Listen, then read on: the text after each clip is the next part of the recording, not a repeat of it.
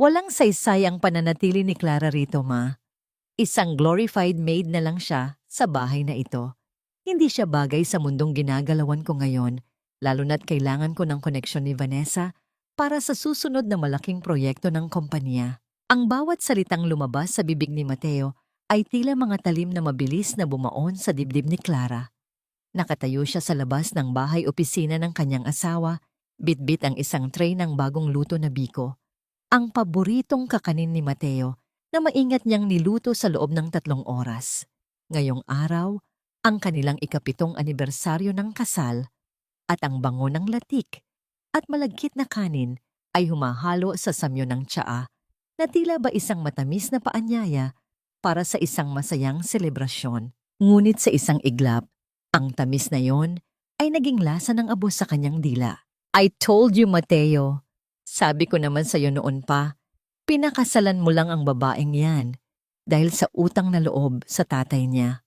Sagot ni Doña Imelda, ang kanyang biyenan, na may tono ng pagkamuhi na hindi man lang itinago. Ngayong wala na ang matanda at ikaw na ang hari ng negosyong ito, hindi mo na kailangang magtiis sa isang babaeng walang alam, kundi ang mamalengke at maglinis ng sahig. You deserve someone like Vanessa.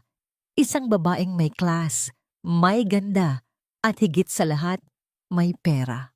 Nanginig ang mga kamay ni Clara. Ang porselanang pitsel sa ibabaw ng tray ay nagsimulang gumanit.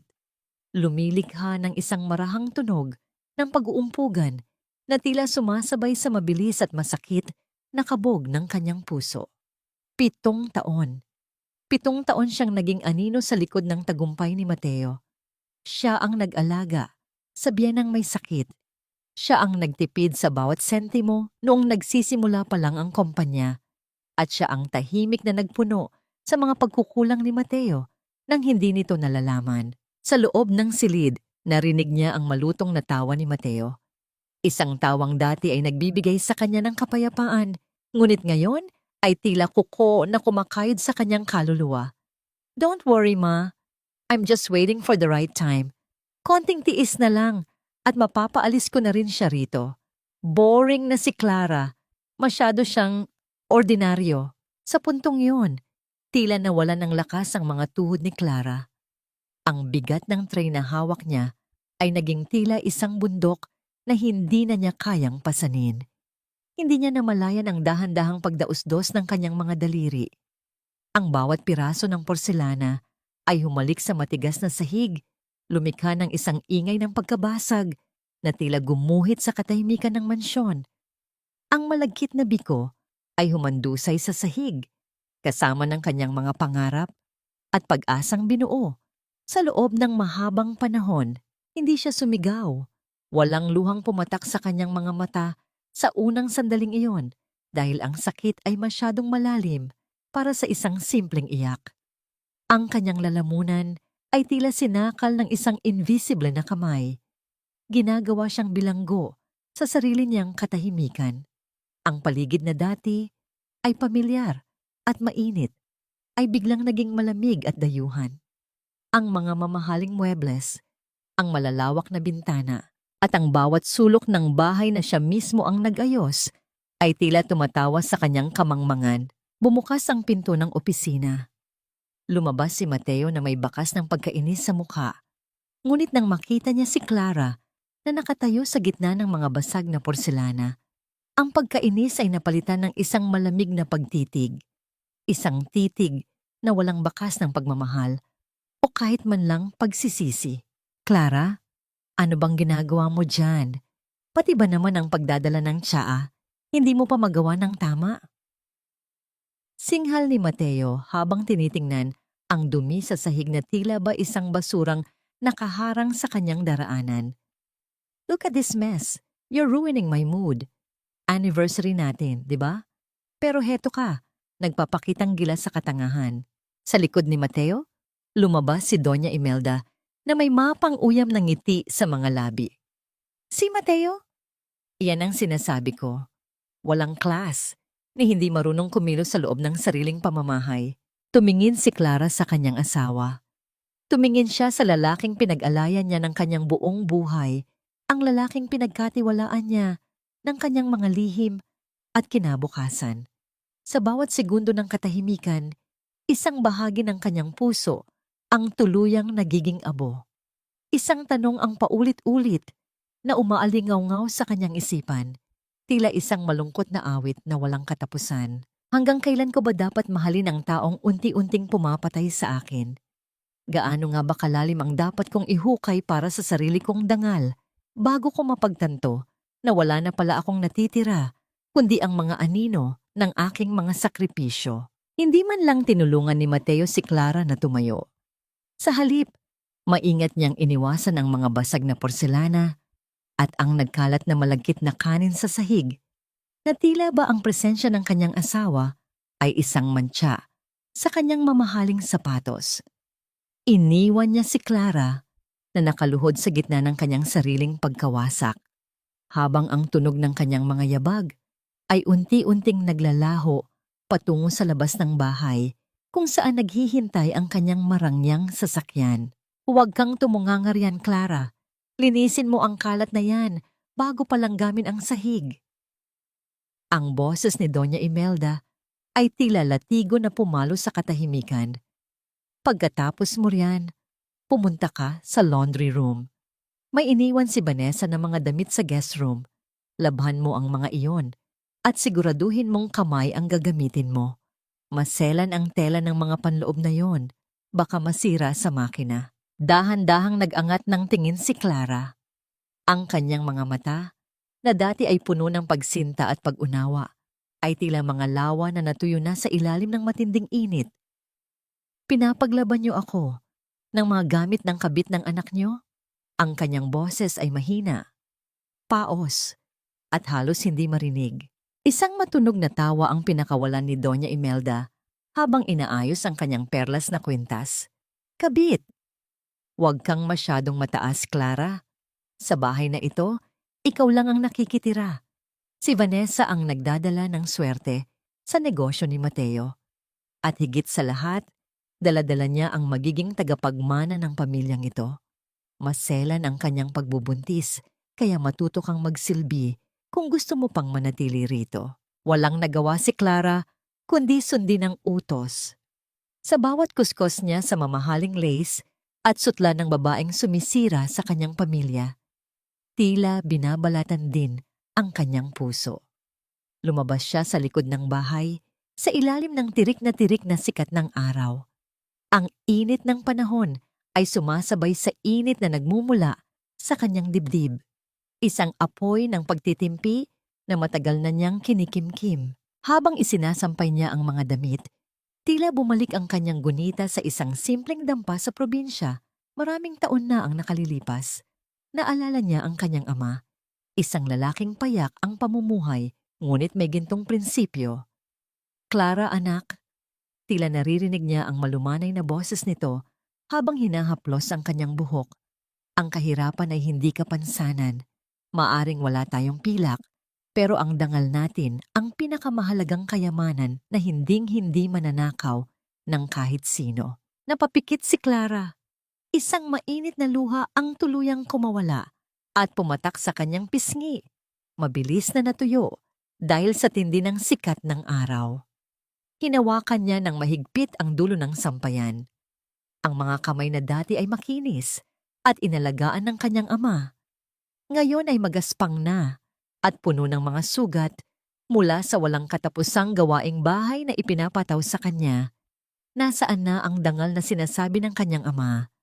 Bakit niya hinayaang maging ganito ang kanyang buhay? You missed a spot, Clara. Isang matinis at mapang-asar na boses ang bumasag sa kanyang pag-iisip. Napalingon si Clara sa pinto ng beranda. Doon ay nakatayo si Vanessa, suot ang isang mamahaling silk robe na halatang pagmamay-ari ni Mateo. Ang kanyang buhok ay maayos ang pagkakapusod at ang kanyang mga kuko ay bagong linis at matingkad ang kulay ng pula. Naglakad ito palapit kay Clara nang may kasamang yabang. Bawat hakbang ay tila isang insulto sa lupang tinatapakan ng kanyang asawa. Huminto siya sa harap ni Clara at itinaas ang kanyang kanang kamay. Tila ba nag-aayos ng kanyang buhok Ngunit ang totoo ay nais lang niyang ipagmalaki ang isang bagay. Nanigas ang buong katawan ni Clara. Ang sikat ng araw ay tumama sa isang pamilyar na hiyas sa daliri ni Vanessa. Isang gintong singsing na may disenyong bituin, ang kanyang singsing sa kasal. Ang singsing na ibinigay sa kanya ni Mateo 7 taon na ang nakalilipas, ang hiyas na sabi nito ay simbolo ng kanilang walang hanggang pag-iibigan, ay nasa daliri na ngayon ng ibang babae. Bagay sa akin, di ba? Nakangising tanong ni Vanessa habang pinagmamasdan ang singsing. Masyadong maluwag sa'yo ang singsing na ito, Clara. Siguro dahil masyado ka ng payat at tuyot sa kakaisip kung paano pasayahin si Mateo. Don't worry. Ako na ang bahalang magsuot nito ng may class. Tumingin si Clara sa singsing pagkatapos ay sa mga mata ni Vanessa na puno ng pagtatagumpay. Isang kakaibang lamig ang biglang bumalot sa kanyang pagkatao. Ang sakit na dati ay nakakaparalisa ay unti-unting nagiging isang matalim na determinasyon. Sa katahimikang namamagitan sa kanila, naramdaman ni Clara ang unang pagtibok ng isang bagong pagkatao sa loob niya. Iyon na ba ang lahat ng kaya mong gawin, Vanessa? Ang tanong ni Clara. Ang kanyang boses ay wala ng halong takot o lumbay. Ang kanyang mga mata ay nanatiling nakatitig sa singsing, na tila binibilang ang bawat segundong natitira bago ang lahat ay magbago. Anong lihim ang itinatago ni Clara sa likod ng kanyang mga malamig na tingin? At hanggang kailan mananatiling nakalapat ang singsing na yon sa daliri ng babaeng kumuha ng lahat mula sa kanya? Isang matalim na tingin ang ipinukol ni Clara sa kamay ni Vanessa bago siya tumalikod ng walang kahit isang salita. Ang bawat hakbang niya palayo sa sampayan ay tila paghakbang palayo sa luma at marupok na bersyon ng kanyang sarili. Hindi na siya ang babaeng humihingi ng awa. Siya na ngayon ang babaeng nagbibilang ng bawat sandali bago ang huling pagtutuos. Pumasok siya sa loob ng bahay at tinahak ang madilim na pasilyo patungo sa kanyang silid. Isang maliit na kwarto sa dulo ng mansyon na mas malapit sa kusina kaysa sa master bedroom. Nang masiguro niyang walang nakatingin, naririnig ang marahang tunog ng pagpihit niya sa kandado ng pinto. Lumapit siya sa kanyang kama at dinama ang ilalim ng kanyang unan. Mula rito ay kinuha niya ang isang lumang kahon na gawa sa pelus na naglalaman ng isang maliit at lumang cellphone, isang sikretong itinago niya sa loob ng maraming taon. Nang bumukas ang screen ng telepono, ang liwanag nito ay tumama sa kanyang mukha na tila isang hudyat ng pag-asa. Mabilis niyang pinindot ang isang numero na matagal na niyang kabisado. Pagkalipas ng ilang saglit, isang baritono at pamilyar na boses ang sumagot sa kabilang linya. Attorney Mendoza, ang bulong ni Clara. Ang kanyang boses ay matatag at puno ng determinasyon. Handa na ako. Gusto ko nang simulan ng pag-audit sa lahat ng pondo ng Estrella Holdings. Siguraduhin mong walang kahit isang sentimo ang makakalusot mula sa mga personal na gastos ni Mateo. Sa wakas, Clara, sagot ng abogado na may halong ginhawa sa boses. Matagal ko nang hinihintay ang tawag na ito. Ang iyong ama ay nag-iwan ng sapat na proteksyon para sa iyo, ngunit kailangan nating mag-ingat. Maraming utang si Mateo sa kumpanya na hindi niya alam na ikaw ang tunay na nagmamay-ari. Alam ko, attorney, tugon ni Clara habang ang kanyang mga daliri ay humahawak ng mahigpit sa telepono. Nalaman ko ring isinangla niya ang mansyong ito para sa isang loan na gagamitin niya sana sa bagong proyekto nila ni Vanessa. Hindi niya alam na ang bangkong pinag-utangan niya ay isa sa mga subsidyaryo ng pamilya ko. Isang mapait na ngiti ang gumuhit sa mga labi ni Clara.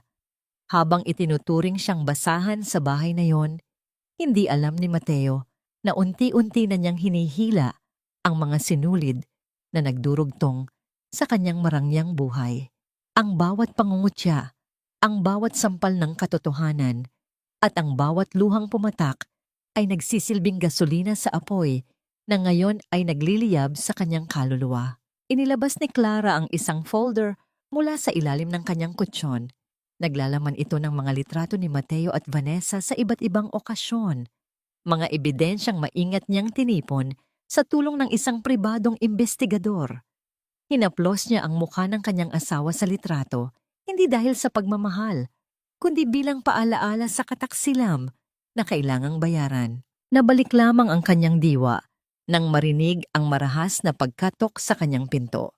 Mabilis niyang itinago ang telepono at ang mga dokumento bago buksan ang pinto. Doon ay nakatayo si Mateo, suot ang kanyang mamahaling suit at may bakas ng pagmamayabang sa kanyang mukha. "Clara, makinig ka!" Ang utos ni Mateo nang hindi man lang tumitingin sa kanyang mga mata. Magkakaroon ng malaking selebrasyon para sa ika-10 anibersaryo ng kumpanya sa susunod na linggo. Maraming VIP na dadalo, kabilang na ang mga pinakamalalaking investor mula sa ibang bansa. Tumigil siya sandali at tiningnan si Clara mula ulo hanggang paa na may halong pandidiri. "Kailangan nating magmukhang maayos, pero ayaw kong maging sentro ka ng atensyon. I want Vanessa to be the star that night. Siya ang ipapakilala ko bilang mukha ng aming bagong proyekto. At ikaw ang mamamahala sa mga staff sa kusina. Isuot mo ang uniforme ng mga server. Siguraduhin mong walang magkakamali sa pagkain, kundi malalagot ka sa akin." Nanatiling tahimik si Clara, ngunit sa loob niya ay tila may isang malakas na kulog na gumigising sa kanyang buong pagkatao. Ang bawat salita ni Mateo ay tila isang pako na ibinabaon sa sarili nitong kabaong. "Naintindihan mo ba?" Ang paggalit na tanong ni Mateo nang hindi sumagot si Clara. "Naintindihan ko, Mateo." Ang mahinang sagot ni Clara, ngunit may kakaibang kinang sa kanyang mga mata na hindi napansin ng kanyang asawa. "Makakaasa ka. Magiging isang gabing hindi mo malilimutan ang selebrasyong yon." Anong sorpresa ang inihahanda ni Clara para sa gabing akala ni Mateo ay ang kanyang pinakamalaking tagumpay. At hanggang kailan mananatiling nakatago ang katotohanan sa likod ng unipormeng ipinapasuot sa kanya. "Wala ka ng silbi rito, Rosa. Masyado ka ng matanda at madaldal. Pakihanda na ang iyong mga gamit at lumayas ka na bago pa magdilim ang paningin ko." Ang boses ni Mateo ay tila isang malupit na hanging amihan na nagpalamig sa buong kusina. Nakatayo si Clara sa sulok. Hawak ang isang planggana ng maligamgam na tubig at malinis na bimpo. Nakaluhod siya sa harap ni Nana Rosa, ang matandang tagapagsilbi na naging pangalawang ina niya mula pa noong bata siya. Ginamot niya ang namamagang mga binti ng matanda. Mga binti na napagod sa pagsunod sa bawat utos ng pamilya ni Mateo sa loob ng mahabang panahon. "Mateo, pakiusap." Ang mahinang himutok ni Clara. Ang kanyang mga kamay ay nanginginig habang pinipiga ang bimpo. "Wala nang pupuntahan si Nana Rosa. Dito na siya tumanda sa atin. Huwag mo naman siyang itaboy ng ganito." "Wala akong pakialam." Ang bulyaw ni Mateo, ang tunog ng kanyang mabibigat na yabag, ay tila mga dagok sa dibdib ni Clara. "Vanessa wants a new set of staff. Ayaw niya ng mga antigo rito sa mansyon. Kung gusto mo siyang isama, maaari ka ring umalis, Clara. Hindi kita pipigilan." Iniwan sila ni Mateo na may kasamang malakas na pagbalandra ng pinto ng kusina. Ang katahimikang naiwan ay tila isang mabigat na kumot na bumalot sa kanilang dalawa. Napayuko si Clara. Ang kanyang mga luha ay pumatak sa tubig sa planggana, lumilikha ng maliliit na alon ng pait at pagsisisi. "Huwag kang umiyak para sa akin, anak." Ang malumanay na bulong ni Nana Rosa habang hinahaplos ang buhok ni Clara. Ang kanyang mga kamay ay magaspang gaya ng balat ng matandang punong narra. Ngunit ang haplos nito ay puno ng kalinga. Ang punong matatag ay hindi natitibag ng simpleng hangin lamang. Natatandaan mo ba ang iyong ama? Si Don Ricardo? Hindi kanya pinalaki para maging tagapunas lang ng sahig ng mga taong walang utang na loob. Napatigil si Clara. Ang pangalan ng kanyang ama ay tila isang liwanag na tumama sa kanyang madilim na alaala. "Nana, pagod na po ako." Ang sumbong ni Clara. Ang kanyang boses ay tila isang batang nawawala sa gitna ng unos. Alam ko anak, ngunit ang pagod ay hudyat na malapit na ang dulo ng iyong paglalakbay. Muling bumulong ang matanda. Bago ako umalis, may isang bagay akong gustong ibigay sa iyo. Nakuha ko ito sa ilalim ng mesa ni Mateo habang naglilinis ako kaninang umaga. Akala niya marahil ay basura lang ito. Inabot ni Nana Rosa ang isang lukot na papel mula sa kanyang bulsa.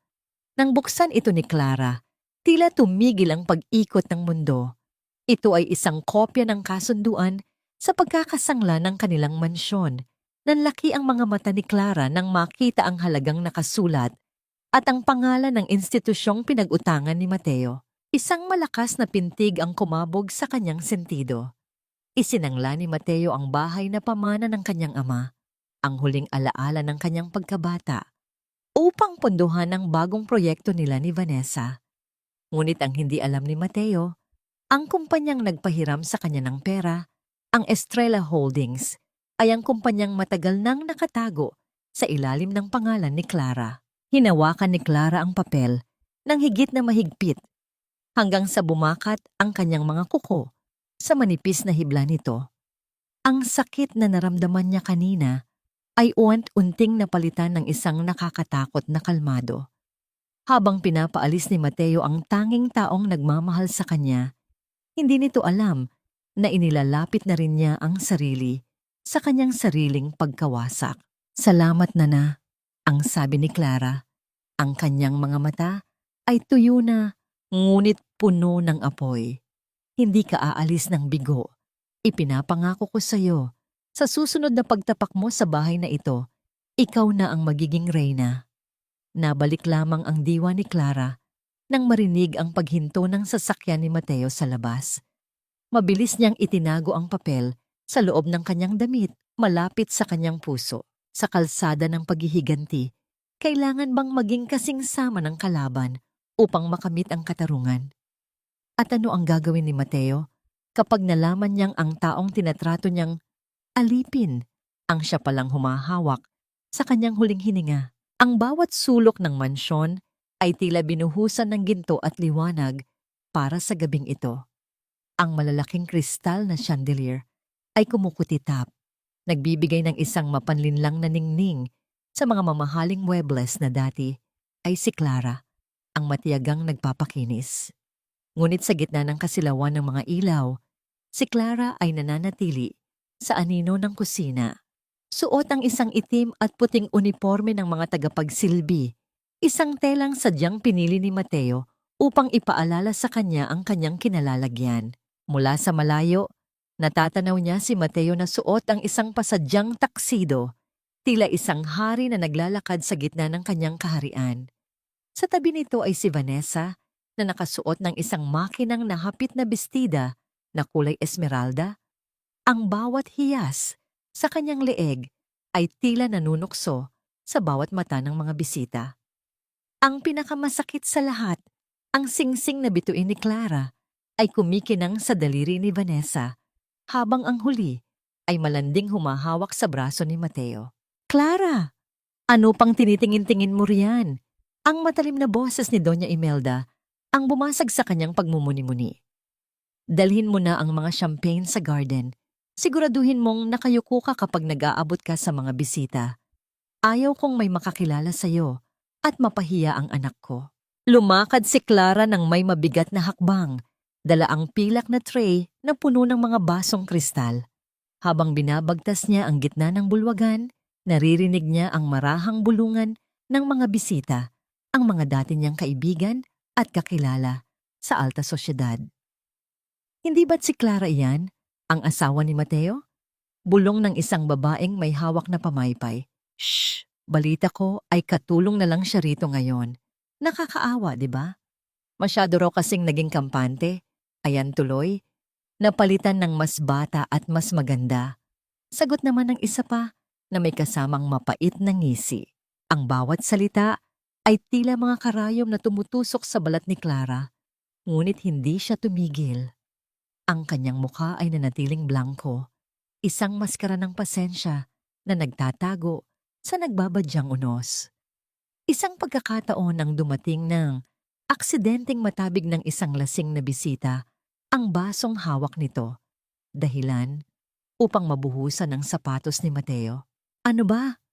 Hindi ka ba tumitingin sa dinadaanan mo? Ang bulyaw ni Mateo kay Clara, kahit pa alam niyang hindi naman ito ang may kasalanan.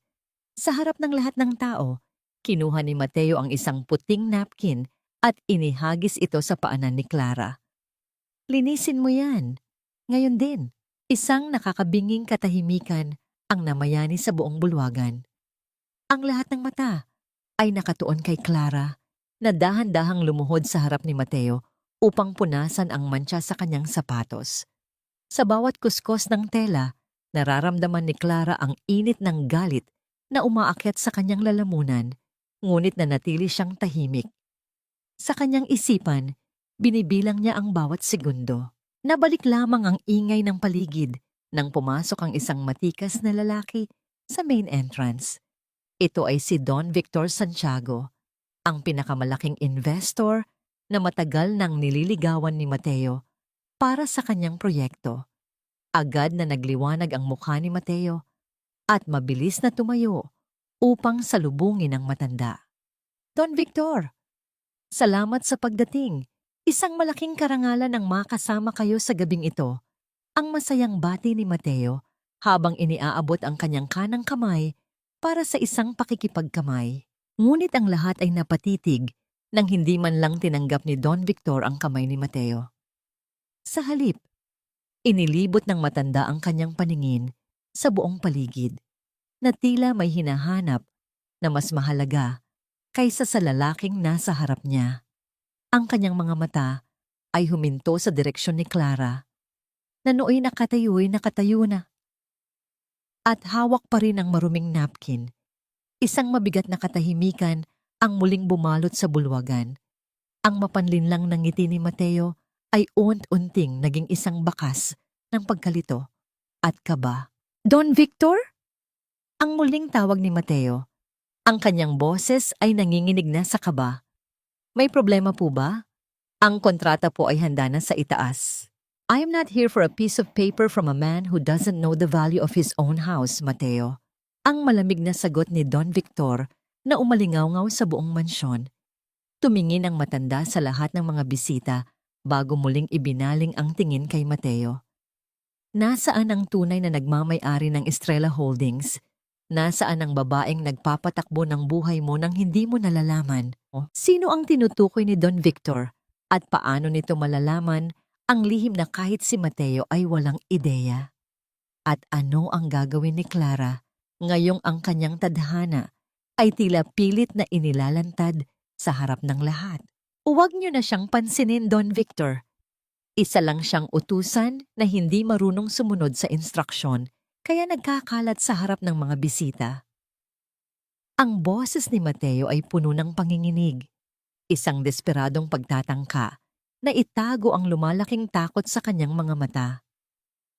Habang binibigkas niya ang mga salitang yon, itinulak niya si Clara ng bahagya sa balikat. Isang kilos ng pagtataboy na tila ba ang kanyang asawa ay isang dumi na nakakasira sa kinang ng kanyang pinakamahalagang gabi. Nakatayo si Clara sa gitna ng bulwagan. Suot ang kanyang itim na uniforme. Hawak ang basang napkin na ginamit niya pampuna sa sapatos ng kanyang asawa. Ang init ng mga ilaw sa chandelier ay tila nakatuon lahat sa kanya, naglalantad sa bawat hibla ng kanyang pagkapahiya sa harap ng pinakamataas na antas ng lipunan. Ngunit sa ilalim ng telang iyon, naramdaman ni Clara ang isang kakaibang katahimikan. Isang katahimikang mas malakas pa kaysa sa anumang sigaw. Ang 7 taon ng pagtitiis ay tila nag-ipon sa kanyang dibdib. Naghihintay na lamang ng isang maliit na spark upang sumabog. Isang utusan? Ang marang ulit ni Don Victor. Ang kanyang boses ay tila isang hatol na nagpatahimik sa buong silid. Mateo, mukhang hindi mo talaga kilala kung sino ang pinakasalan mo. O baka naman, masyado kang nabulag ng sarili mong kayabangan para makita ang katotohanan. Dahan-dahang itinaas ni Clara ang kanyang ulo. Ang kanyang mga mata, na dati ay laging nakayuko, Bilang tanda ng pagsunod, ay sinalubong ang titig ni Mateo ng may lakas na hindi nito kailanman nakita. Ibinaling niya ang kanyang tingin sa bawat panauhin sa kanyang biyenan na si Doña Imelda na ngayoy namumutla na at kay Vanessa na mahigpit ang kapit sa braso ni Mateo. Hindi nagmamadali, itinaas ni Clara ang kanyang mga kamay. Narinig ang marahang tunog ng pagkalas ng mga butones ng kanyang itim na apron. Hinayaan niyang bumagsak ang uniforme ng katulong sa sahig, isang simbolikong paglaya mula sa mga kadenang iginapos sa kanya sa loob ng 7 taon. Sa ilalim ng uniformeng iyon ay suot niya ang isang simpleng puting bestida. Ngunit sa paraan ng kanyang pagtayo, tila ba suot niya ang pinakamahalagang korona sa buong mundo. Tama si Don Victor Mateo. Ang boses ni Clara ay umalingaw-ngaw sa bawat sulok ng mansyon, matatag at walang bahid ng pag-aalinlangan. Masyado kang naging kampante sa aking pananahimik. Inakala mong ang Estrella Holdings ay bunga ng iyong sariling pawis. Ngunit nakalimutan mo na ang bawat kontratang pinirmahan mo ay kailangang dumaan sa akin. Ano bang pinagsasabi mo, Clara? Ang pautal-utal na tanong ni Mateo habang ang pawis ay nagsisimulang gumulong sa kanyang sentido. Nababaliw ka na ba? Nakakahiya ka. Umalis ka na rito. Hindi ako aalis, Mateo. Dahil sa gabing ito, ako ang magpapaalis sa iyo, sagot ni Clara. Mula sa kanyang bulsa, inilabas niya ang isang asul na folder na naglalaman ng mga dokumentong kanina pa hinihintay ng kanyang abogado. Inihagis niya ito sa ibabaw ng hapag. Ang tunog ng pagbagsak ng papel ay tila isang kulog sa gitna ng katahimikan. Iyan ang mga dokumento ng pag-audit at ang ebidensya ng iyong mga ilegal na transaksyon gamit ang pondo ng kumpanya. At ang pinakaimportante, kinuha ni Clara ang isang hiwalay na papel at iniabot ito kay Mateo.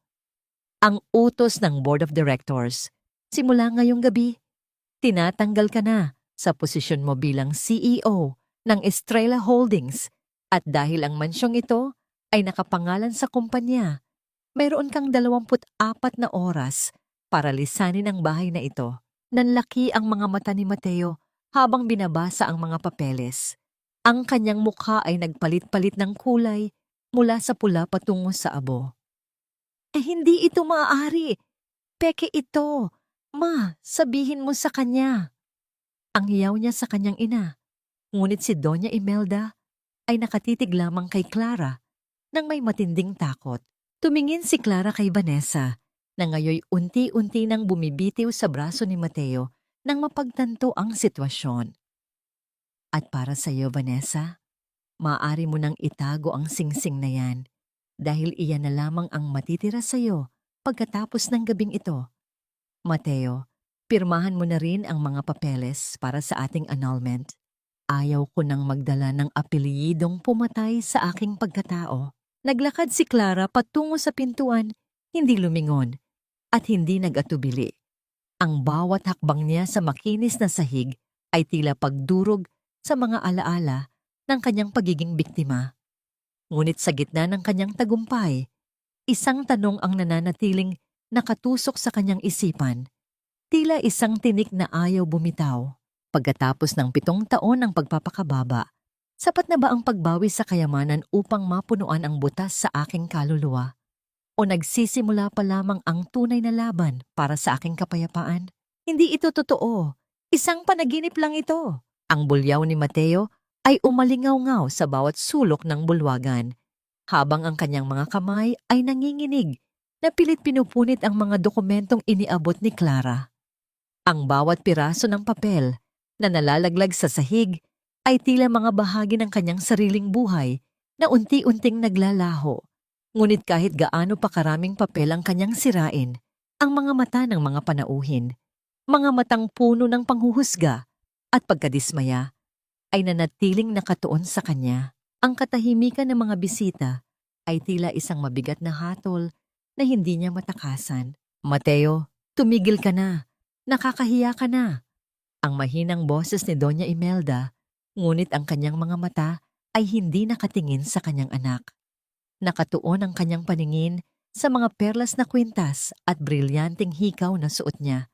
Mga hiyas na ngayon ay tila nagiging kasing bigat ng bakal. Clara anak, baka naman pwedeng pag-usapan natin ito.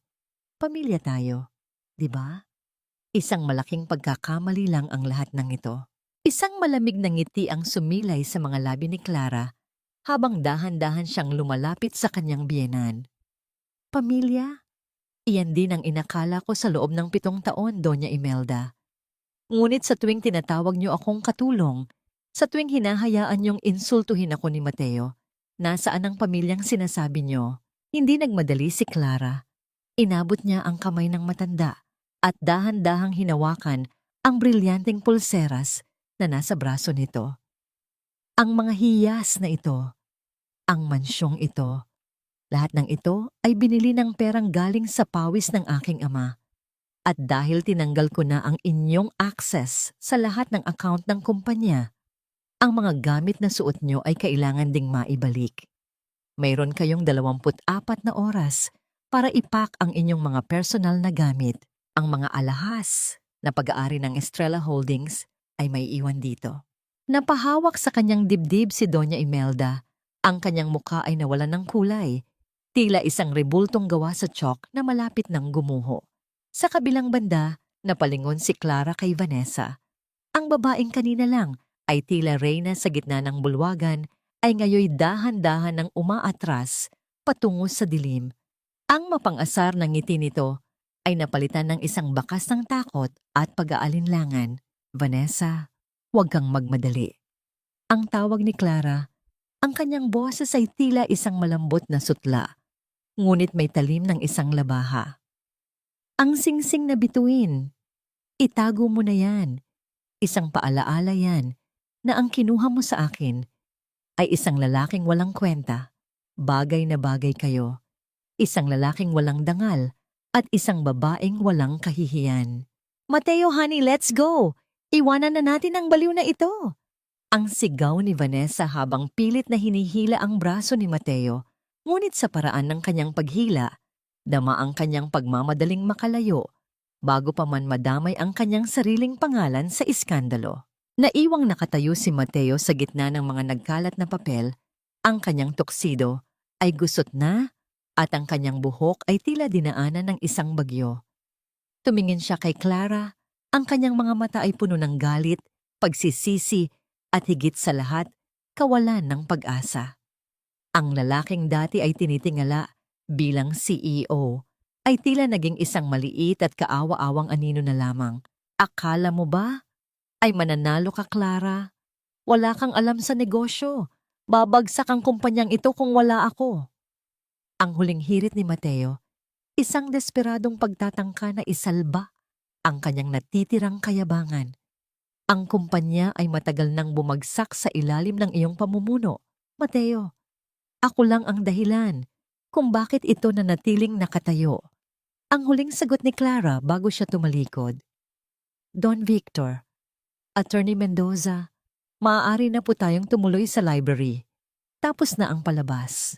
Habang naglalakad si Clara palayo, narinig niya ang marahas na tunog ng pagsasara ng pinto ng mansyon, hudyat ng pag-alis ni Mateo at ng kanyang pamilya sa gitna ng kadiliman.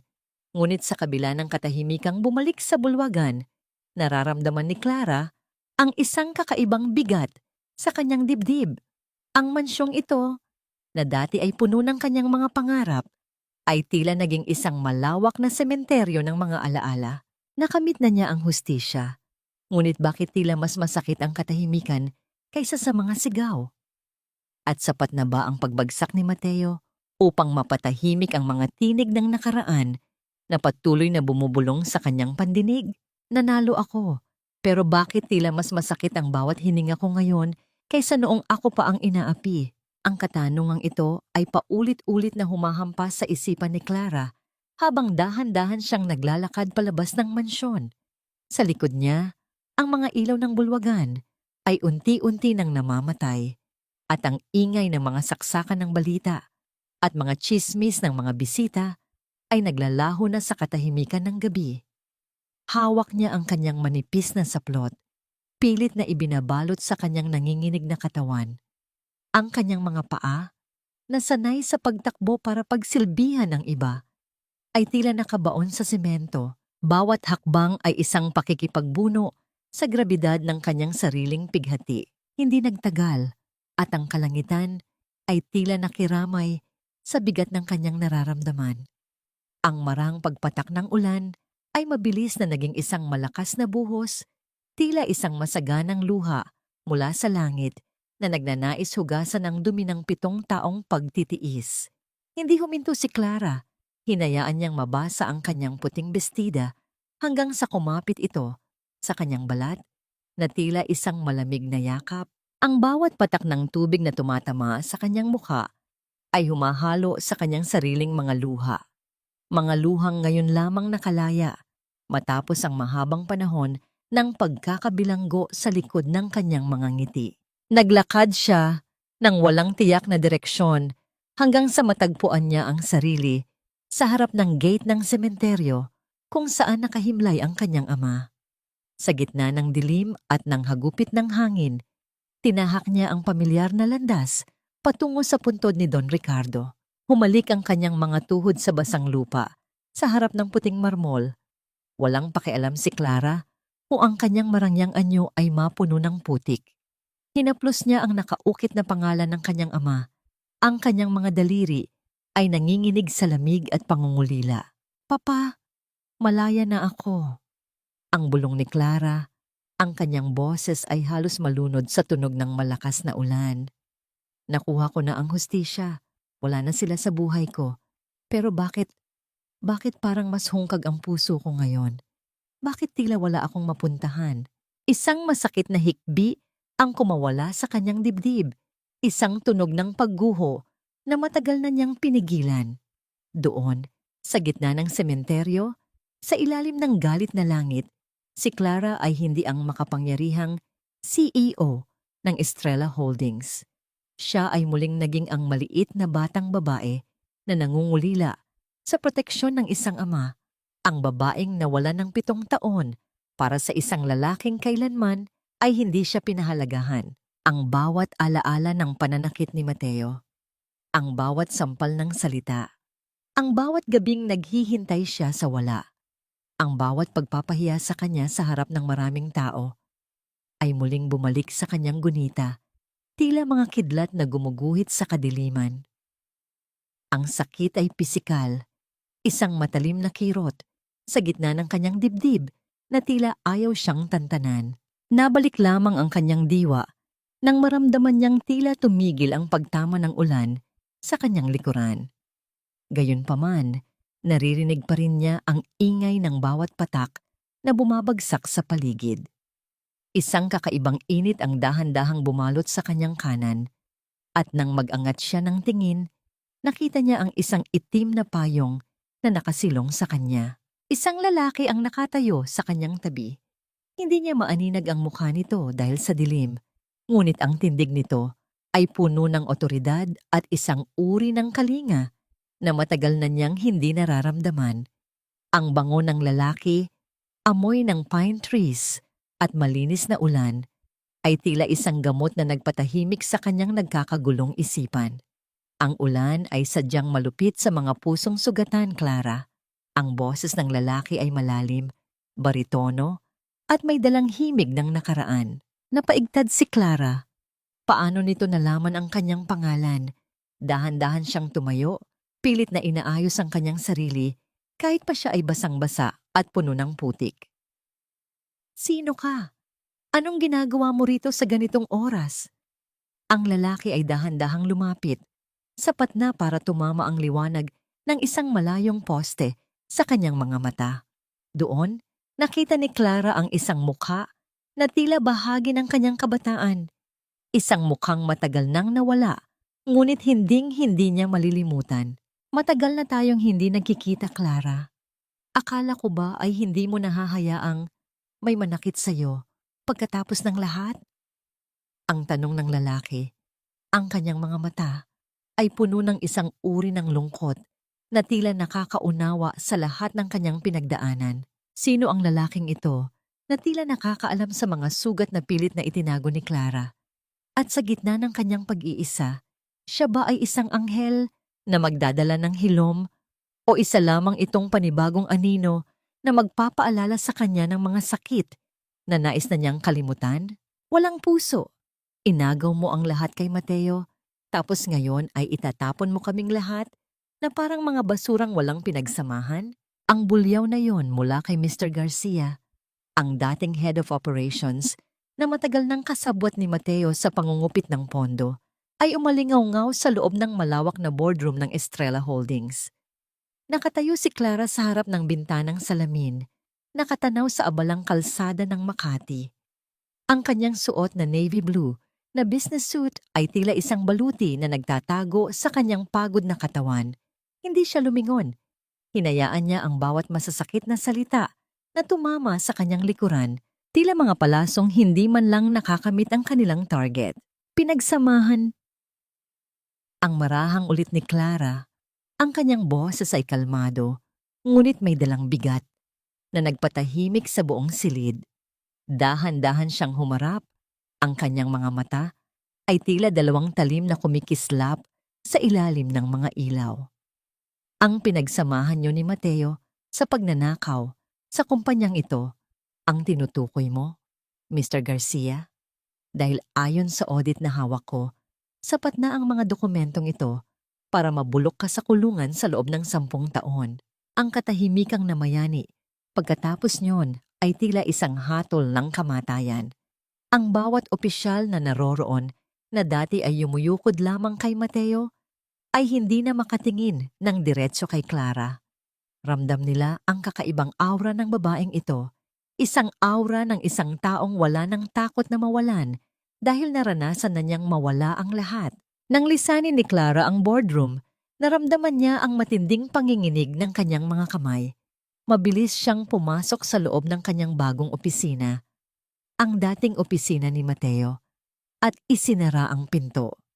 Sumandal siya sa malamig na kahoy, pilit na hinahabol ang kanyang hininga. Ang tagumpay ay may kakaibang lasa. Hindi ito kasing tamis ng inakala niya, kundi may kasamang pait ng pag-iisa. Nabalik ang kanyang gunita sa lalaki sa sementeryo noong nakaraang gabi. Si Gabriel. Ang pangalang yon ay tila isang nakatagong susi sa isang pinto ng kanyang puso na matagal na niyang ipinid. Ang haplos ng jacket nito sa kanyang balat, ang bango ng ulan at pine trees na tila nakakapit pa rin sa kanyang gunita ay nagbigay sa kanya ng lakas na hindi niya maipaliwanag. Si Gabriel ay ang kababata niya, ang anak ng matalik na kaibigan ng kanyang ama, na biglang naglaho patungong among ibang bansa. Maraming taon na ang nakalilipas. Bakit ito bumalik ngayon? At bakit sa lahat ng pagkakataon, sa gitna pa ng kanyang pinakamahinang sandali? Umupo si Clara sa likod ng mesa. Ang mesa na dati ay simbolo ng kanyang pagkaalipin. Dahan-dahan niyang hinaplos ang makinis na kahoy. Dati, dito siya naglalagay ng kape para kay Mateo habang hinihintay ang isang pasasalamat na kailanman ay hindi dumating. Ngayon, siya na ang nakaupo rito. Ngunit ang kanyang pagmumuni-muni ay bumasag ng marahas na pagpihit ng doorknob. Walang katok, walang babala. Pumasok si Vanessa sa loob ng opisina. Wala na ang makinang na esmeraldang bestida nito. Ang buhok nito ay gusot. Ang makeup ay may mga mantsa ng tuyong luha. At ang kanyang mga mata ay puno ng desperasyon na pilit na itinatago ng galit. Anong ginagawa mo rito, Vanessa? Wala na ang asawa ko rito para protektahan ka. Ang malamig na bungad ni Clara, hindi man lang nag-abalang tumayo. Akala mo ba ay panalo ka na? Ang sigaw ni Vanessa, ang kanyang boses ay tila isang gasgas na plaka. Naglakad siya palapit sa mesa ni Clara at marahas na ibinagsak ang kanyang bag. Look at me, Clara. Winasak mo ang buhay namin. Dahil sa'yo nawala ang lahat kay Mateo. Wala kaming matuluyan, wala kaming pera. Winasak ko? Isang mapait na tawa ang kumawala sa mga labi ni Clara. Hindi ba't kayo ang unang nanggiba ng pader ng bahay na ito? Kayo ang nagnanakaw habang ako ay nagtitiis. Ang ginawa ko lang ay bawi ng sa akin. Huwag kang masyadong kampante. Ang banta ni Vanessa, ang kanyang boses ay bumaba sa isang nakakatakot na bulong. Buntis ako, Clara. Daladala ko ang tagapagmana ni Mateo. At kahit anong gawin mo, hinding-hindi mo mabubura ang katotohanang ang batang ito ang magiging mantsa sa bawat tagumpay na makakamit mo. Bigyan mo ako ng 50 milyong piso at mawawala ako sa paningin niyo.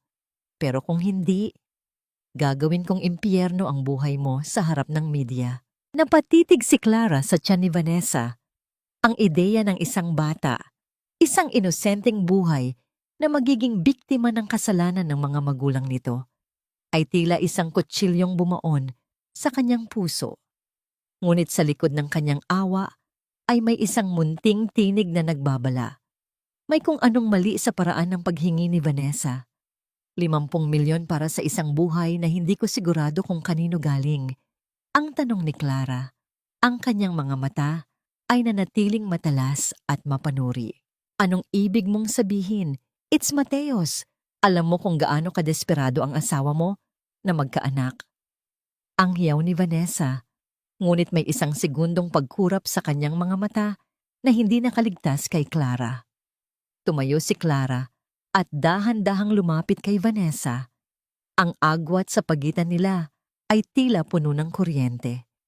Ang taong desperado ay madaling malinlang, Vanessa. At si Mateo ay matagal mo nang nililinlang. Lumabas ka na sa opisina ko bago ko patawagin ang security. Nang makaalis si Vanessa na may kasamang mga sumpa, naiwang nakatayo si Clara sa gitna ng silid. Ang panginginig ng kanyang katawan ay bumalik. Isang bata. Ang huling alas ni Vanessa. Ngunit sa likod ng kanyang isipan, naalala niya ang isang medikal na record ni Mateo na aksidente niyang nakita noon sa kanilang file. Isang record na itinago ni Mateo dahil sa takot na mapahiya. Totoo nga bang nagdadalang tao si Vanessa para kay Mateo? O ito na ang pinakamalaking kasinungalingan na gagamitin nito para pabagsakin muli si Clara sa hukay ng kawalang pag-asa? At paano haharapin ni Clara ang katotohanang ang kanyang kalayaan ay tila muling nakatali sa isang buhay na hindi pa man isinisilang ay puno na ng lason? Hindi ka pwedeng magkaanak, Clara. You're barren. Sayang ang dugong nananalaytay sa pamilya ko dahil sa iyo. Isang malaking pagkakamali na ikaw ang naging asawa ko. Ang mga salitang yon ni Mateo mula sa kanilang 3 anibersaryo ay tila mga lason na muling dumadaloy sa pandinig ni Clara. Nakaupo siya sa loob ng kanyang madilim na opisina. Ang tanging liwanag ay nagmumula sa isang kupas na medikal na record na nakapatong sa kanyang mesa. Hinahaplos ng kanyang mga daliri ang bawat letra ng ulat. Isang ulat na itinago ni Mateo sa loob ng maraming taon. Isang lihim na naging basehan ng lahat ng pang-aapi sa kanya. Diagnosis: azoospermia. Walang kakayahan si Mateo na magkaanak. Ang lalaking paulit-ulit na tumawag sa kanya na baog. Ang lalaking hinayaang bastusin siya ng kanyang ina dahil sa kawalan ng tagapagmana ay ang lalaking matagal nang alam na siya ang may kakulangan. Naramdaman ni Clara ang isang matinding paninikip sa kanyang dibdib.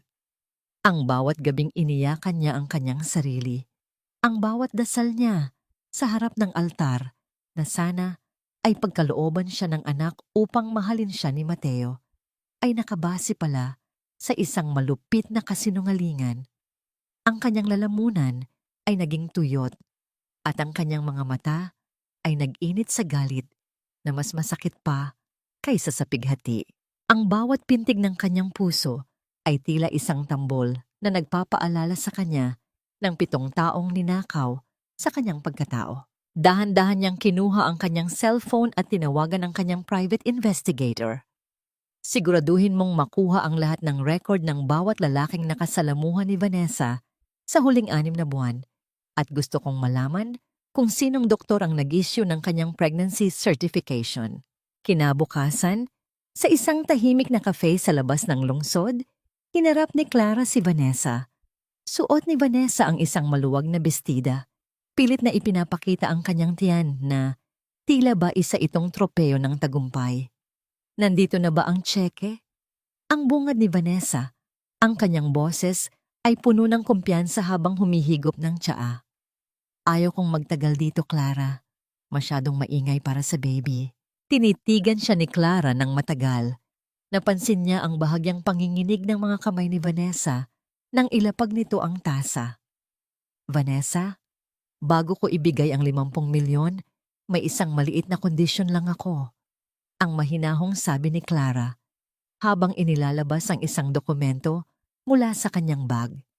Gusto ko ng isang prenatal DNA test. May kakilala akong espesyalista na kayang gawin ito ng ligtas. Biglang napatigil si Vanessa sa pagkilos.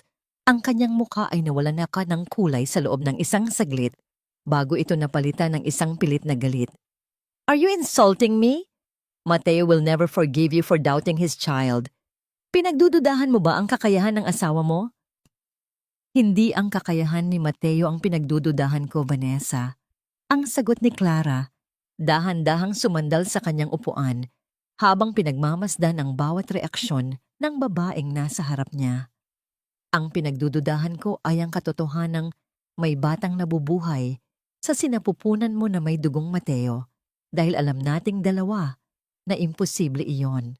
Ang katahimikang namagitan sa kanila ay tila isang mabigat na pader.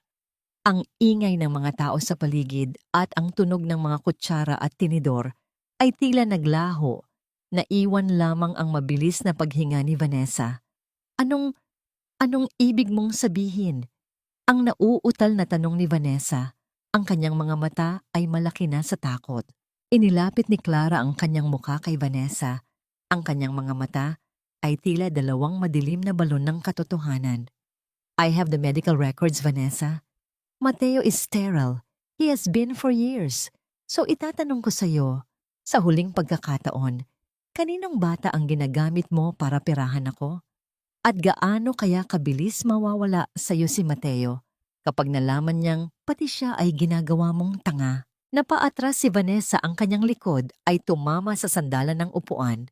Ang kanyang mga labi ay nanginginig at ang kanyang mga kamay ay pilit na humahawak sa gilid ng mesa. Sa sandaling iyon, ang maskara ng reyna ay tuluyang natanggal. Inilalantad ang isang babaeng huli na sa sarili niyang patibong. Gaano kalayo ang kayang gawin ni Vanessa upang protektahan ang kanyang sikreto?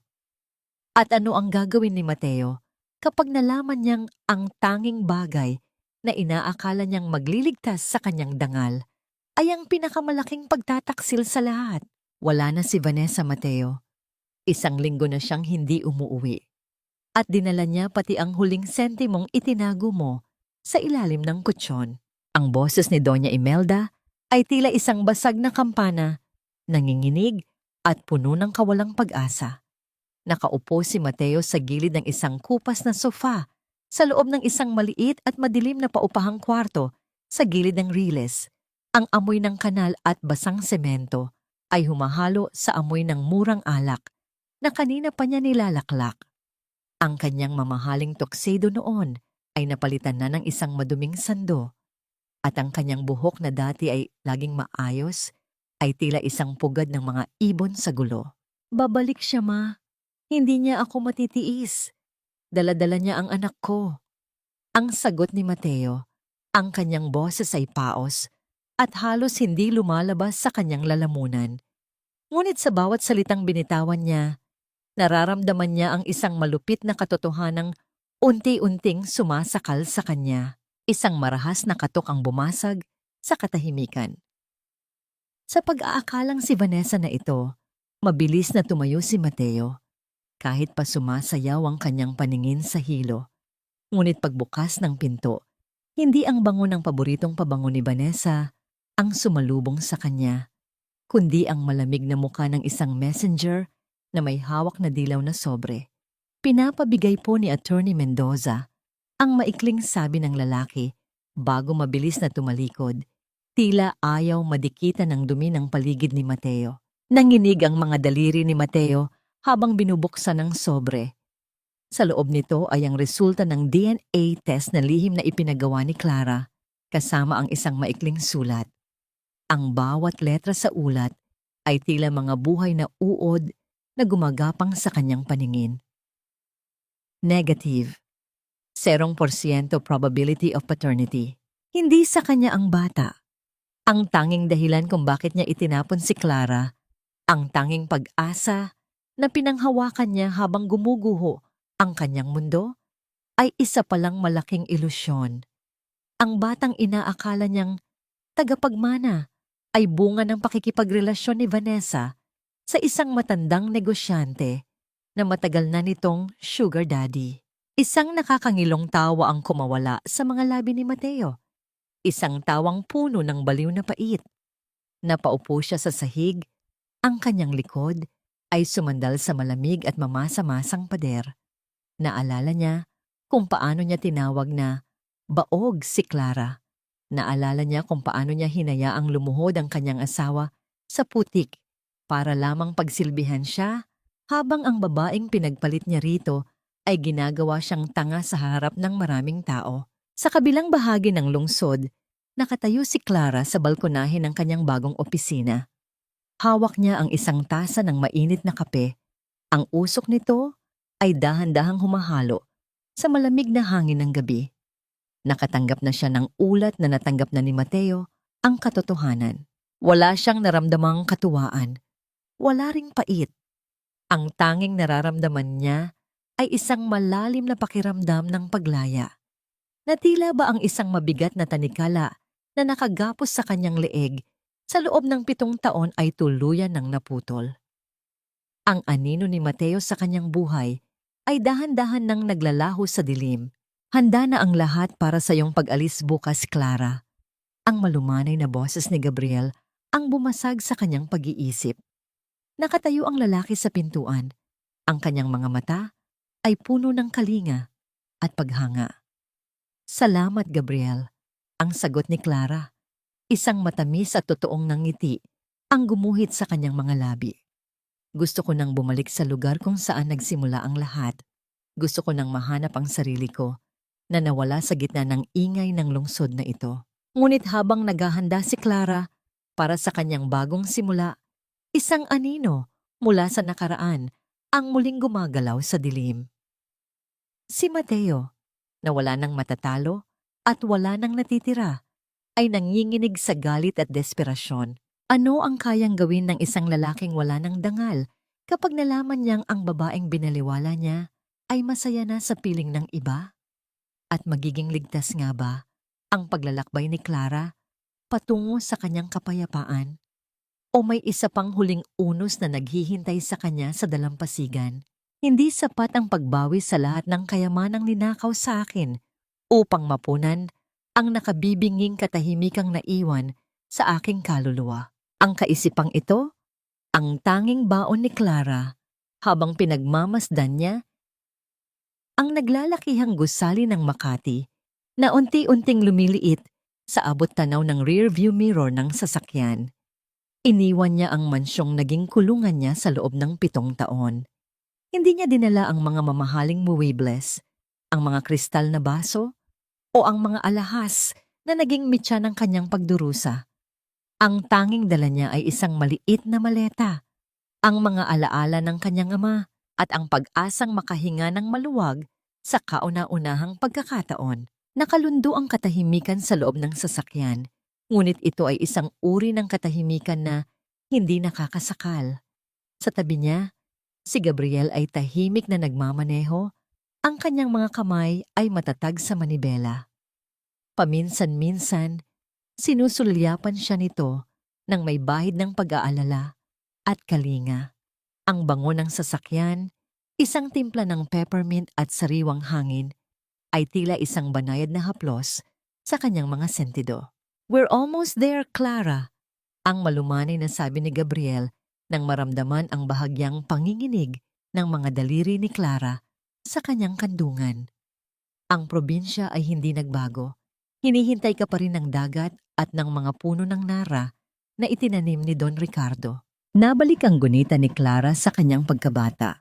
Ang bawat amoy ng alat ng dagat na nagsisimulang humalo sa hangin ay tila mga kamay na humihila sa kanya pabalik sa isang panahon na hindi pa niya kilala ang sakit. Nang pumasok ang sasakyan sa isang makipot na daan na napapalibutan ng matatayog na niyog, naramdaman ni Clara ang isang mainit na bugso ng emosyon sa kanyang dibdib. Sa dulo ng daan, nakatayo ang isang lumang bahay na gawa sa bato at kahoy, ang ancestral house ng kanilang pamilya. Doon, sa may beranda, nakatayo si Nana Rosa. Ang matanda ay tila isang anghel na naghihintay. Suot ang kanyang paboritong kupas na duster at may hawak na pamaypay na gawa sa anahaw. Nang huminto ang sasakyan, hindi na nakapaghintay si Clara. Mabilis siyang bumaba at halos tumakbo patungo sa matanda. Ang tunog ng kanyang mga hakbang sa tuyong dahon ay tila isang masayang awit ng pagbabalik. Mahigpit niyang niyakap si Nana Rosa at doon, sa gitna ng bango ng tuyong damo at luto ng sinigang sa bayabas, ay muling umiyak si Clara. Ngunit sa pagkakataong ito, ang kanyang mga luha ay hindi nalason, kundi isang uri ng paglilinis. "Nandito na ako, Nana. Umuwi na po ako." Ang hikbi ni Clara sa balikat ng matanda. "Alam ko, anak. Alam ko." Ang sagot ni Nana Rosa habang hinahaplos ang likod ni Clara. "Hayaan mong hugasan ng hangin ng dagat ang lahat ng pait na dinala mo mula sa Maynila. Dito, ikaw ay si Clara lang, ang batang mahal ng lahat." Nang hapong iyon, habang ang araw ay dahan-dahang lumulubog sa likod ng dagat, lumabas si Clara sa dalampasigan. Ang bawat pagdampi ng maligamgam na tubig dagat sa kanyang mga paa ay tila isang mahiwagang gamot. Sa malayo, nakita niya si Gabriel na nakatayo. Pinagmamasdan siya. Lumapit ang lalaki at tumayo sa kanyang tabi. Sapat na ang layo upang bigyan siya ng espasyo, ngunit sapat na malapit upang maramdaman niya ang init ng presensya nito. Dahan-dahang inabot ni Gabriel ang kamay ni Clara. Hindi ito isang marahas na paghawak, kundi isang banayad na pagtitiwala. Ang kanyang palad ay nakapatong sa likod ng kamay ni Clara. Tila ba sinasabi na nandyan lang siya kung sakaling kailanganin niya ng sandigan. "Hindi mo kailangang magmadali sa paglimot, Clara." Ang bulong ni Gabriel habang kapwa sila nakatanaw sa kulay kahel na langit. Ang bawat sugat ay may sariling panahon ng paghilom at handa akong maghintay kahit gaano pa katagal ang abutin nito. Napatingin si Clara sa lalaki. Sa gitna ng dapit hapon, ang mga mata ni Gabriel ay tila dalawang bituin na nagbibigay ng direksyon sa isang nawawalang manlalakbay. Ngunit sa kabila ng kapayapaang ito, isang kakaibang kaba ang muling gumapang sa batok ni Clara. Isang hindi maipaliwanag na pakiramdam na tila may mga mata siyang pinagmamasdan mula sa diliman ng mga puno ng niyog sa likuran.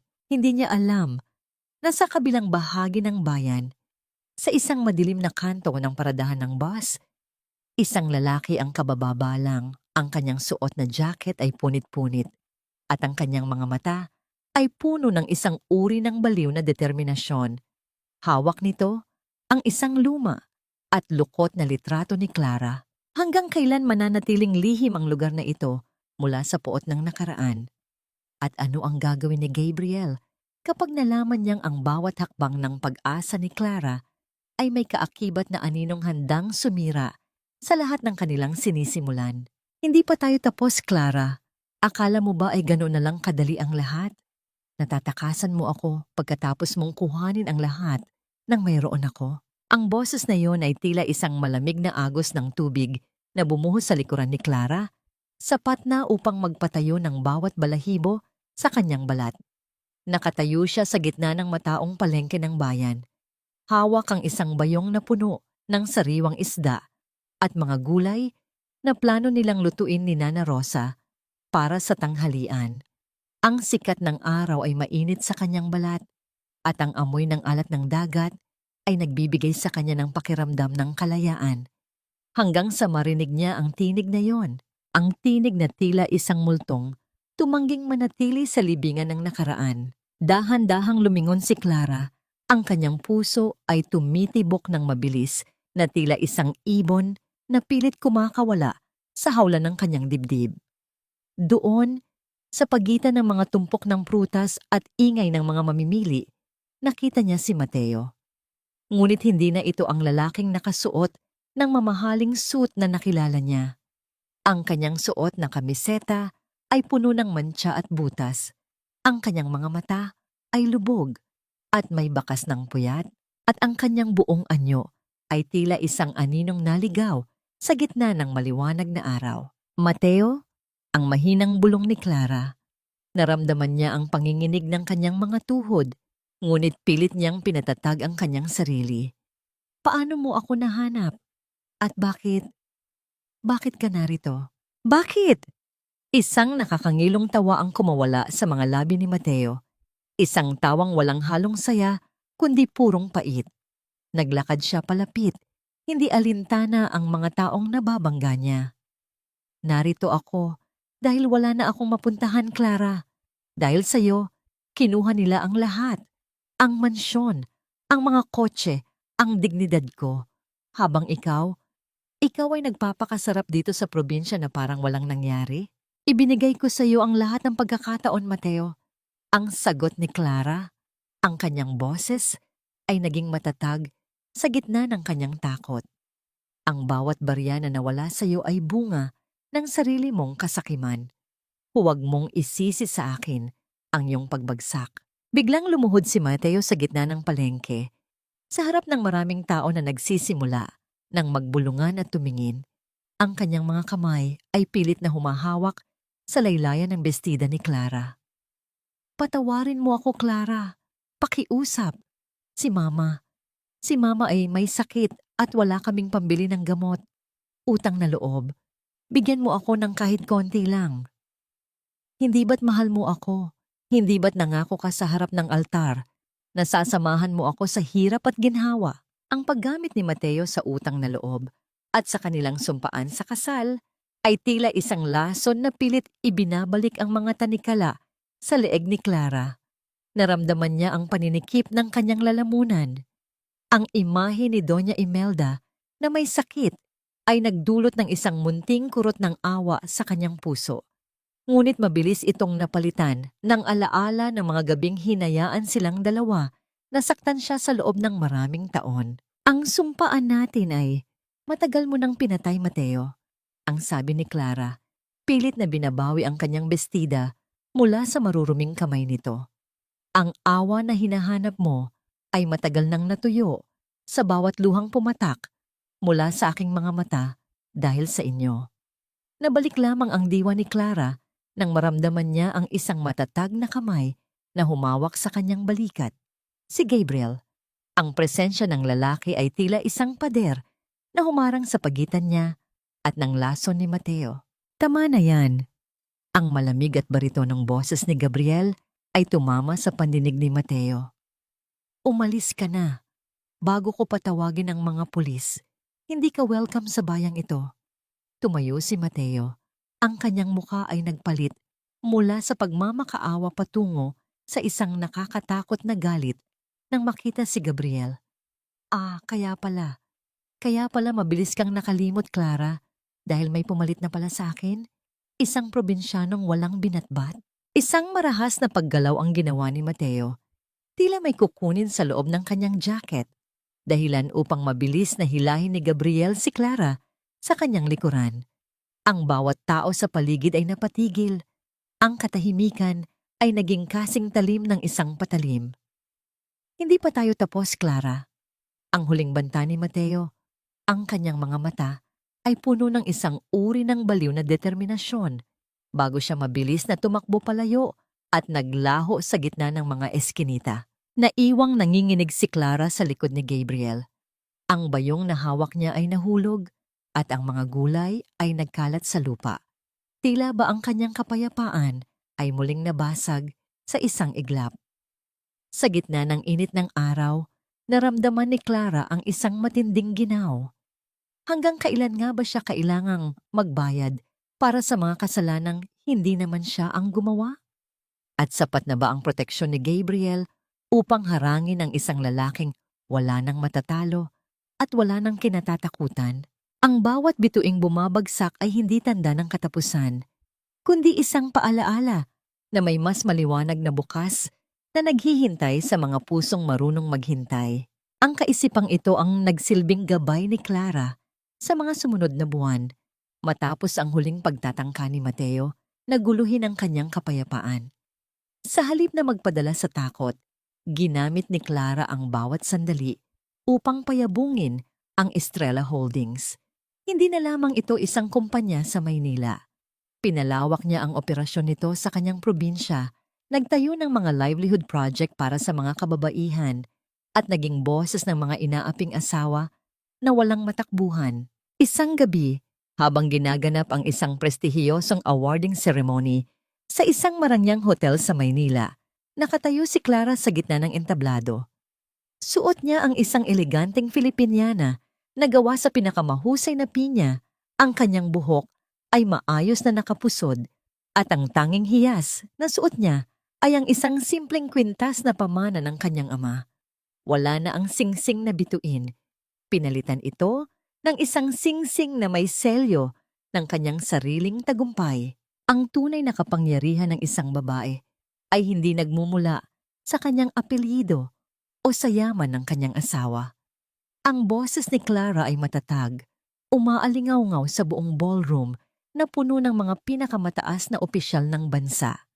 Ito ay nagmumula sa kanyang kakayahang bumangon mula sa abo ng sariling pagkawasak at muling buuin ang kanyang sarili ng mas matatag, mas matalino at mas malaya. Habang masigabong nagpapalakpakan ang mga tao, nakita ni Clara si Gabriel sa dulo ng bulwagan. Nakangiti ito nang may halong pagmamalaki. Ang mga mata nito ay nagsasabing hindi na siya ang maliit na batang kailangang protektahan, kundi isang reynang nakahanap na ng sariling kaharian. Ngunit sa kabilang panig ng lungsod, malayo sa mga kumukutitap na ilaw at halimuyak ng mga mamahaling bulaklak, ang karma ay patuloy na gumagapang sa buhay ng mga taong nagtaksil sa kanya. Sa loob ng isang pampublikong ospital, nakahiga si Doña Imelda sa isang masikip na ward. Wala na ang mga perlas, wala na ang mga katulong na handang sumunod sa bawat pitik ng kanyang daliri. Ang tanging kasama niya ay ang amoy ng disinfectant at ang ingay ng mga pasyenteng naghihintay din ng kalinga. Sinubukan niyang tawagan ang opisina ni Clara sa huling pagkakataon, ngunit ang tanging sagot ng receptionist ay isang malamig na pagtanggi. Pasensya na po, Doña Imelda. Ngunit abala po si Miss Clara sa kanyang foundation. Wala na po siyang obligasyon sa inyo. Ang boses sa kabilang linya ay tila isang hatol ng huling pagkakait. Kinabukasan, bago bumalik si Clara sa probinsya, dumaan ang kanyang sasakyan sa malapit sa Bentao o port area para sa isang inspeksyon ng mga kargamento ng kumpanya. Habang nakaupo siya sa loob ng sasakyan, napalingon siya sa labas. Doon, sa gitna ng tindi ng sikat ng araw at alikabok, nakita niya ang isang lalaking may pasan na mabigat na sako ng bigas. Ang lalaki ay madungis, ang kanyang balat ay sunog sa araw, at ang kanyang mga binti ay nanginginig sa bigat ng kanyang dala. Nang ibaba nito ang sako, narinig ang malakas na tunog ng pagbagsak ng bigas sa semento. Doon, nagtagpo ang kanilang mga mata. Si Mateo. Sa loob ng ilang segundo, tila tumigil ang pag-ikot ng mundo. Nakita ni Clara ang gulat, ang hiyang tila sumasakal sa lalamunan ni Mateo, at ang desperasyong pilit nitong itinatago. Inaasahan ni Mateo ang isang uri ng galit, isang panunuya, o kahit man lang isang tingin ng paghihiganti mula sa kanyang dating asawa. Ngunit sa halip, ang nakita niya sa mga mata ni Clara ay isang bagay na mas masakit pa kaysa sa anumang galit. Indifference, isang kawalan ng pakiramdam na tila ba ang lalaking nasa harap niya ay isang estranghero na walang anumang puwang sa kanyang gunita. Dahan-dahang itinaas ni Clara ang salamin ng kanyang sasakyan. Ang marahang tunog ng pagsasara nito ay tila ang huling harang na maghihiwalay sa kanilang mga mundo habang buhay. Hindi siya lumingon nang umandar ang sasakyan. Iniwan ang anino ng lalaking minsang naging sentro ng kanyang mundo, na ngayon ay isa na lamang maliit na tuldok sa gitna ng malawak at malupit na lungsod. Tapos na ang gabi, Mateo.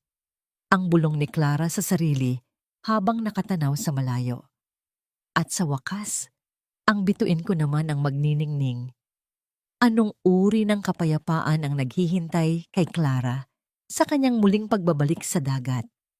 At sa huling yugto ng kanyang paglalakbay, handa na ba siyang buksan ang kanyang puso para sa isang bagong simula na hindi na nabubura ng mga anino ng kahapon? Ang bawat pintuang nagsasara ay hindi laging tanda ng pagtatapos, kundi isang paanyaya upang buksan ang mga bintana ng isang bagong pag-asa. Nakatayo si Clara sa gitna ng malawak na sala ng mansyong naging saksi sa kanyang 7 taon ng pagdurusa. Wala na ang mga mamahaling muebles na dati ay kailangang pakinisin niya araw-araw. Wala na rin ang mga mapang-aping tinig na dating umaalingaw-ngaw sa bawat sulok nito. Ang tanging naririnig na lamang ay ang marahang paghampas ng hangin sa mga kurtinang puti at ang huni ng mga ibon mula sa labas. Hawak ni Clara ang isang gintong pluma. Sa harap niya, sa ibabaw ng isang simpleng mesang kahoy, ay ang mga dokumento ng donasyon. Sa isang matatag na pirma, ang mansyong ito ay hindi na pagmamay-ari ng pamilya ni Mateo at hindi na rin ito magiging pasanin ni Clara. Simula sa araw na ito, ang gusaling ito ay magiging tahanan ng mga bituin, isang orphanage at center para sa mga kababaihang biktima ng pang-aabuso. Isang malalim na buntong hininga ang kumawala sa kanyang dibdib. Habang tinitingnan niya ang huling selyo ng dokumento, naramdaman niya ang isang kakaibang gaan na tila ba ang isang mabigat na baluti na matagal niyang suot ay dahan-dahang natatanggal sa kanyang balikat. Hindi niya kailangan ang bahay na ito upang patunayan ang kanyang yaman. Ang tunay niyang kayamanan ay ang kapayapaang ngayoy nananahan sa kanyang puso. Nabalik lamang ang kanyang diwa nang marinig ang marahang pag-ikot ng mga gulong ng sasakyan sa labas. Paglabas niya, bumungad ang nakangiting mukha ni Gabriel. Nakasandal ang lalaki sa pintuan ng kanyang sasakyan. Ang kanyang mga mata ay puno ng paghanga habang pinagmamasdan ng babaeng unti-unti nang nagiging buo muli. Handa ka na bang iwanan ang lahat ng ito, Clara? Ang tanong ni Gabriel. Ang kanyang boses ay tila isang banayad na himig sa dapit hapon. Matagal na akong nakahanda, Gabriel. Ang sagot ni Clara habang dahan-dahang isinasara ang malaking pinto ng mansyon. Narinig ang marahang tunog ng paglapat ng kandado, isang tunog na naghudyat ng formal na pagtatapos ng isang masakit na kabanata. Bumalik sila sa probinsya, sa dalampasigan, kung saan ang bawat alon ay tila bumubulong ng mga salitang pagpapatawad. Habang ang araw ay dahan-dahang naglulubog sa likod ng dagat, naglalakad ang dalawa sa ibabaw ng pino at maputing buhangin. Ang sikat ng araw na kulay kahel ay humahalik sa balat ni Clara, nagbibigay ng isang uri ng ningning na hindi kayang ibigay ng anumang alahas. Huminto si Gabriel at dahan-dahang humarap kay Clara. Hindi ito nagsalita, ngunit ang kanyang mga mata ay nagsusumamo ng isang pangakong hindi kailangan ng mga salita. Inabot ni Gabriel ang kamay ni Clara. Ang kanyang palad ay mainit at matatag. Dahan-dahan niyang itinabi ang isang hibla ng buhok ni Clara na tinatangay ng hangin. Naramdaman ni Clara ang pagbilis ng tibok ng kanyang puso. Ngunit sa pagkakataong ito, hindi ito dahil sa takot. Ito ay dahil sa isang uri ng pag-asa na matagal na niyang kinalimutan. Ang pakiramdam ng pagiging ligtas, ng pagiging mahalaga, at ng pagiging malaya. Hindi ko maipapangako na laging kalmado ang dagat, Clara. Ang bulong ni Gabriel, ang kanyang mukha ay ilang pulgada na lamang ang layo mula sa mukha ni Clara. Pero ipinapangako ko na sa bawat unos na darating, hindi ka na muling mag-isang haharap sa mga alon. Isang matamis at payapang nangiti ang sumilay sa mga labi ni Clara. Ipinatong niya ang kanyang ulo sa balikat ni Gabriel, ninanam namang bango ng alat ng dagat, at ang init ng kalinga ng lalaki. Sa sandaling iyon, alam niyang ang kanyang paglalakbay ay nakarating na sa tamang dalampasigan. Tapos na ang gabi, Gabriel. Ang bulong ni Clara habang nakatanaw sa huling sinag ng araw. Ako naman, panahon na para ako naman ang maging masaya. Naiwang nakatayo ang dalawa sa gitna ng malawak na baybayin, habang ang dagat ay dahan-dahang binubura ang kanilang mga yapak sa buhangin. Tila ba sinasabi na ang bawat sakit ng nakaraan ay tuluyan na ring tinangay ng tubig patungo sa kawalan. Lumipas ang 1 taon na tila ba isang mabilis na pag-agos ng tubig sa ilog, tinatangay ang bawat dumi at pait ng nakaraan patungo sa malawak na dagat ng limot. Ang mansyong dati ay puno ng malamig na titig at mapangaping salita ay nabubuhay na ngayon sa tunog ng malulutong na tawanan ng mga bata at ang marahang pag-awit ng mga ina na nakahanap ng bagong simula. Sa tapat ng pintuan, nakaukit ang pangalang tahanan ng mga bituin, isang paalaala na kahit sa pinakamadilim na gabi, palaging may liwanag na magmumula sa sariling ningning. Nakatayo si Clara sa balkonahin ng kanyang bahay sa probinsya. Pinagmamasdan ang mga bulaklak ng bougainvillea na malagong namumukadkad sa bakod. Wala na ang kaba sa kanyang dibdib, wala na ang bigat sa bawat hininga. Ang kanyang mga kamay, na dati ay magaspang, sa kakapunas ng sahig ng ibang tao, ay maayos na at tila may sariling sigla habang hinahawakan ang isang baso ng sariwang buko juice. Nabalik ang kanyang diwa nang marinig ang tunog ng mga yabag sa likuran. Mga yabag na hindi na nagdudulot ng takot, kundi ng isang uri ng katiyakan. Naramdaman niya ang banayad na pagdampi ng mga kamay ni Gabriel sa kanyang balikat. Isang haplos na puno ng respeto at pagmamahal. Hindi kailangan ng maraming salita. Sapat na ang init ng presensya ng isa't isa upang sabihing ang lahat ay ayos na. Nabalitaan mo ba? Ang mahinahong tanong ni Gabriel habang sabay silang nakatanaw sa malawak na palayan. Si Mateo. Nakita raw siya sa kalsada ng Maynila, namamalimos ng pansin sa mga dating kakilala, ngunit wala nang lumingon sa kanya. Si Doña Imelda naman ay nananatili sa isang charity ward, naghihintay sa anak na kailanman ay hindi dumating.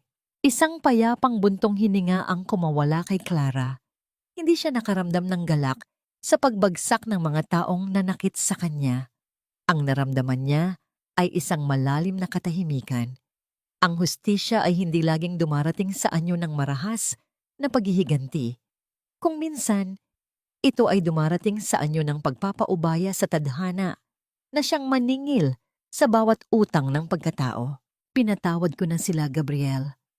Ang bulong ni Clara, ang kanyang boses ay tila isang banayad na hanging amihan.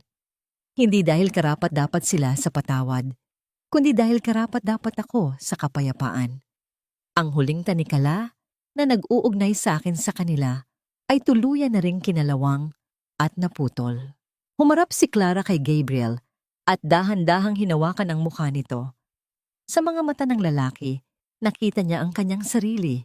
Hindi bilang isang biktima, hindi bilang isang katulong, kundi bilang isang babaeng buo, matatag at malaya.